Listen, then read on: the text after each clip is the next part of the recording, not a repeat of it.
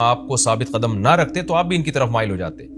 تو ظاہر ہے بہت سخت دباؤ اور جبر ہے آپ کے اوپر. تو ایسے موقع پہ ایسا کام کرنے کی ضرورت ہے جس سے آپ کو ثابت قدمی ملے اور اللہ کا قرب حاصل ہو. تو اس کا سب سے بہترین طریقہ قرآن کہتا ہے نماز ہے. یعنی اے نبی صلی اللہ علیہ وسلم آپ نماز کو مضبوطی سے تھامیے تاکہ آپ کو ثابت قدمی ملے, آپ کو اللہ کا قرب ملے. کیونکہ جس اللہ کے لیے کام کیا جا رہا ہے نا, جب تک اس اللہ سے رشتہ مضبوط نہیں ہوگا تو اس کام میں آپ ثابت قدم نہیں رہ سکتے. اور اللہ سے رشتہ مضبوط کرنے کا سب سے بڑا ذریعہ نماز ہے. اس لیے قرآن کہتا ہے اقیم الصلاۃ, آپ نماز قائم کیجئے لدلوک الشمس, سورج کے ڈھلنے کے وقت. سورج کب ڈھلتا ہے؟ جب بالکل بلندی پہ جا کے ڈھلنا شروع ہوتا ہے تو ظہر کا وقت شروع ہوتا ہے. الی غسق اللیل, رات کے اندھیروں تک. یعنی اس میں 4 نمازیں آ گئیں. سورج جب ڈھلتا ہے نا, بالکل بلندی پر ہوتا ہے, تھوڑا سا ڈھلتا ہے ظہر کا وقت, مزید ڈھلان پیدا ہوتی ہے عصر کا وقت, مزید ڈھلتا ہے مغرب کا وقت, اور پھر الی غسق اللیل, سورج تو غائب ہو جاتا ہے مغرب کے بعد, پھر رات کے اندھیرے میں یعنی عشاء کا وقت. وقرآن الفجر, اور فجر کے وقت میں, فجر کی تلاوت کے وقت میں. تو قرآن میں اشارہ کر دیا کہ اصل تلاوت کا وقت ہے ہی فجر کا. آج بعض اماموں کو ہم نے دیکھا فجر میں بڑی مختصر تلاوت کرتے ہیں, یہ بالکل غلط ہے. سنت ہے فجر میں طوال مفصل, یعنی سورہ حجرات سے لے کے سورہ بروج تک کی جو لمبی لمبی صورتیں ان کو تلاوت کیا جائے.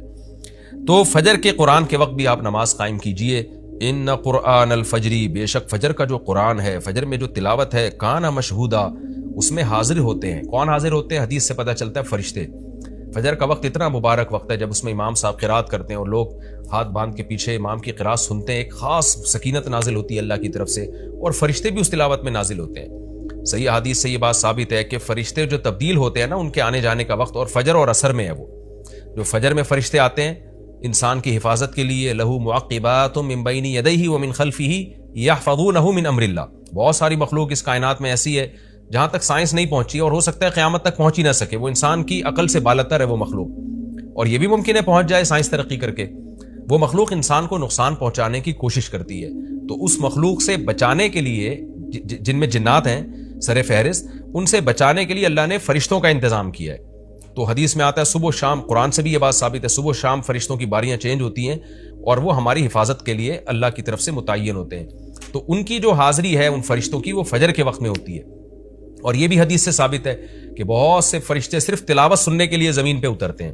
تہجد کے بارے میں حدیث میں آتا ہے کہ جب کوئی شخص تہجد میں قرآن کی تلاوت کرتا ہے تو فرشتے آنا شروع ہوتے ہیں اور اس کے جو ہے نا لبوں پہ اپنے منہ کو رکھ لیتے ہیں اس کی تلاوت کو چکھنے کے لیے. اتنا فرشتوں کو لطف محسوس ہوتا ہے تہجد کی تلاوت میں.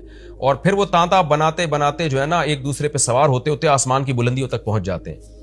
تو فجر کی نماز میں بھی یہ فضیلت ہے. تو آگے اللہ فرماتے ہیں کہ اللہ نے فجر کی نماز کی فضیلت کو بیان کیا. آگے اللہ فرماتے ہیں وَمِنَ اللَّيْلِ, یہ تو 5 نمازیں ہو گئیں, یہ تو ساری امت پہ فرض ہیں, لیکن رات کے کچھ حصے میں فَتَہَجَّدْ بِهِ کا مطلب اس حصے میں آپ نے تہجد پڑھنی ہے. نَافِلَةً لَكَ, اے محمد صلی اللہ علیہ وسلم, یہ آپ کے لیے اضافہ ہے. کیا مطلب؟ یا تو نبی صلی اللہ علیہ وسلم پہ 6 نمازیں فرض تھیں, یعنی 5 فرض کے علاوہ تہجد بھی فرض تھی. تو اس لیے قرآن نے کہہ دیا کہ امت پہ تو 5 فرض ہیں نافلۃ لک, لیکن یہ تہجد آپ کے لیے اضافی ہے, یعنی آپ پر 6 نمازیں فرض ہیں. ایک مطلب تو یہ بھی ہو سکتا ہے. اور جو علماء اس کے قائل ہیں کہ نہیں نبی پر تہجد فرض نہیں تھی, تو ان کے نزدیک اس آیت کی تفسیر یہ ہوگی کہ یہ آپ کے لیے ایک اضافہ ہے اللہ کے قرب حاصل کرنے کا. یعنی 5 نمازیں تو پڑھنی ہی پڑھنی ہے, لیکن آپ اللہ کے قرب کے لیے ایک اضافی چیز بھی آپ کو دی جا رہی ہے تاکہ آپ کے درجات اور زیادہ بلند ہو. تو ایسی صورت میں یہ صرف نبی کے ساتھ خاص نہیں ہے, کیونکہ خطاب نبی سے چل رہا ہے, اس لیے اللہ نے کہہ دیا آپ کے لیے اضافہ, ورنہ حقیقت میں پوری امت کے لیے یہ اضافہ ہے. آگے اللہ فرماتے ہیں عسیٰ ان یبعثک ربک, امید ہے کہ آپ کو آپ کا رب پہنچا دے مقام محمود تک.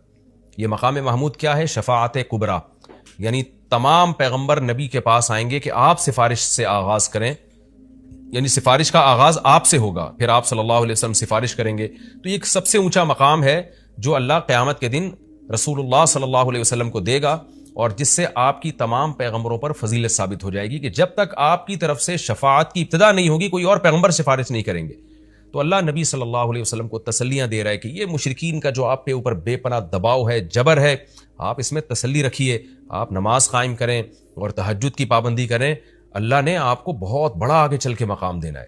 تو چونکہ نبی صلی اللہ علیہ وسلم بھی بشر تھے نا, مشرکین کے دباؤ کی وجہ سے آپ بھی ایک پریشانی میں آتے تھے, تو اس لیے اللہ آپ کو ثابت قدم رکھنے کے لیے آپ صلی اللہ علیہ وسلم کو یہ خوشخبریاں سنا رہا ہے کہ آپ نے اپنا اس عمل کو فوکس کرنا ہے، نماز اور تہجد کو، تاکہ آپ کا اللہ سے قرب رہے، اور اللہ آپ کو خوشخبری دے رہا ہے کہ امید ہے آپ کا رب آپ کو بہت بڑے مقام تک پہنچا دے۔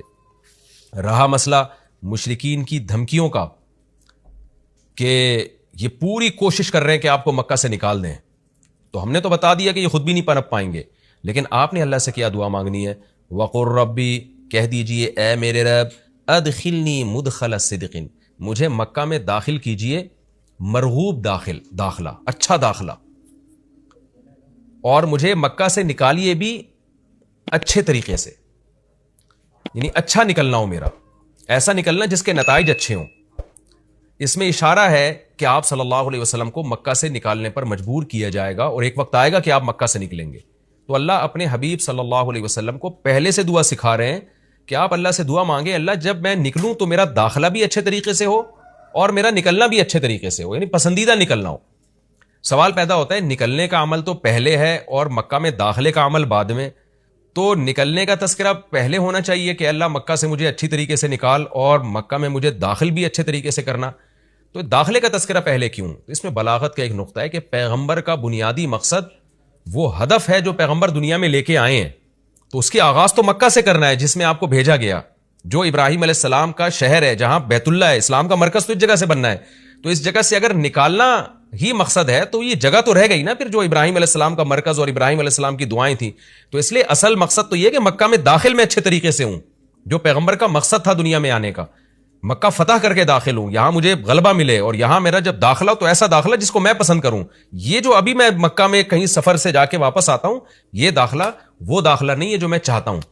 تو چونکہ مکہ سے نکلنا مقصد نہیں ہے، نکالا اس لیے جا رہا ہے تاکہ داخلہ ایک طاقت کے ساتھ ہو اور اچھے طریقے سے داخلہ ہو، اس لیے اس داخلے کا تذکرہ پہلے کیا جا رہا ہے۔ ہاں وہ داخلہ اس وقت تک ممکن نہیں ہے جب تک مکہ سے ایک دفعہ آپ کا خروج نہ ہو، تاکہ مدینہ میں ریاست بنے اور آپ 10,000 کا لشکر لے کر فاتحانہ انداز سے مکہ میں داخل ہوں، اور جس مقصد کے لیے اللہ نے آپ کو بھیجا تھا وہ مقصد پورا ہو۔ تو وہ مقصد نکلے بغیر پورا ہو نہیں سکتا، اس لیے نکلنے کا تذکرہ کر دیا، ورنہ اصل مقصد تو یہ ہے کہ اللہ میں مکہ سے نکلنا نہیں چاہتا، میں مکہ میں داخلہ چاہتا ہوں۔ داخلہ ایسا ہونا چاہیے مدخل صدق، سچا مرغوب داخلہ ہونا چاہیے۔ چنانچہ اللہ نے آپ کی دعا قبول کی، اور جب نبی مکہ میں داخل ہوئے نکلنے کے بعد تو کیسا بہترین آپ نے کا داخلہ ہوا کہ 10,000 کا لشکر لے کر آپ گئے، اور مشرکین مکہ آپ سے معافی کی بھیک مانگ رہے تھے۔ تو یہ مکی آیتیں اس وقت تو ظلم کے پہاڑ توڑے جا رہے تھے، لیکن پیغمبر سے اس طرح کی دعائیں کروائی جا رہی تھیں، وَأَخْرِجْنِي مُخْرَجَ صِدْقٍ، اور اللہ مرغوب نکلنا ہو، یعنی جب میں نکلوں تو بھی میرا اچھا ٹھکانہ ہو۔